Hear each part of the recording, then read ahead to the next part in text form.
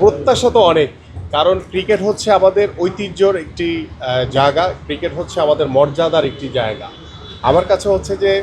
আমরা দীর্ঘদিন ধরে একটি আনস্টেবল ক্রিকেট বোর্ড আমরা দেখেছি। আর আমার কাছে মনে হয়েছে এইবারের যে নির্বাচনে যারা বোর্ড অফ ডিরেক্টর হয়েছে, যারা যিনি প্রেসিডেন্ট হয়েছেন, তিনি ক্রিকেটেরই একজন। সো তিনি জানেন যে ক্রিকেটকে কীভাবে ডেভেলপ করতে হয়, ক্রিকেটকে কোথায় একটি লক্ষ্যে পৌঁছানো যায়, এবং সেটার ধারাবাহিকতা আমরা দেখেছি যে পাকিস্তানের এগেনস্টে, আমাদের নিউজিল্যান্ডের এগেনস্টে এবং আমাদের অস্ট্রেলিয়ার সাথে যে জয় নিয়ে আমাদের ক্রিকেটাররা এবং বাংলাদেশের ক্রিকেট প্রেমীরা এখন অনেক বেশি উজ্জীবিত। সো ওই জায়গা থেকে আমার কাছে মনে হয় যে আমরা ডেফিনেটলি ক্রিকেট বোর্ডের কাছে অনেক বেশি প্রত্যাশা করি, এবং সবচেয়ে বড় বিষয় হচ্ছে যে এই ক্রিকেট বোর্ড একটি ইয়াং ডাইনামিক একটু ক্রিকেট বোর্ড, সো দ্যাট তারা অনেক কিছু করার স্বপ্ন দেখছেন, সেই স্বপ্নের বাস্তবায়ন করবে। দেখেন, জাতীয় সংসদে এটি নিয়ে ইতিমধ্যে আমি কথা বলেছি যে বিগত 17 বছরে যে ক্রিকেট বোর্ড, পাশাপাশি গত 1.5 বছরে ক্রিকেট বোর্ডে যারা ছিল তাদের বিষয় নিয়ে অনেকাংশেই অনেক মানে কমপ্লেন আকারে অনেক কিছুই আমাদের কাছে এসছে, এবং ইতিমধ্যে আমি বিষয়টি দুর্নীতি দমন কমিশনের সাথে কথা বলেছি, এবং তারাও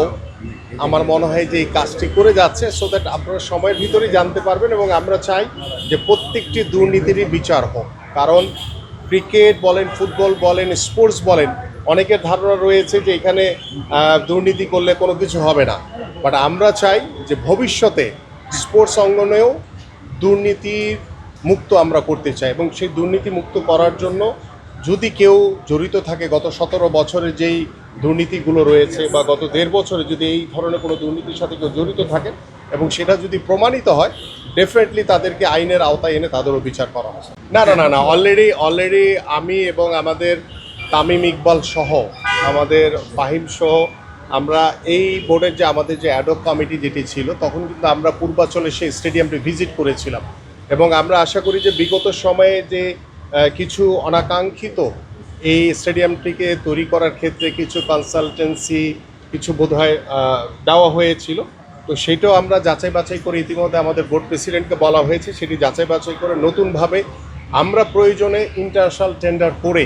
আমরা নিয়মের ভিতরে রেখে ওপেন করে আমরা যাতে এই কাজটি করতে পারি, এবং এই কাজটি বাংলাদেশের মানুষের জন্য অত্যন্ত, এবং ক্রিকেট প্রেমীদের জন্য অত্যন্ত একটি গুরুত্বপূর্ণ একটি ইস্যু, কারণ পূর্বাঞ্চলের যেই স্টেডিয়ামটি হবে সেটি মানে স্পোর্টস কমপ্লেক্স আকারেই কিন্তু সেখানে হচ্ছে। সো ক্রিকেট যে স্পোর্টস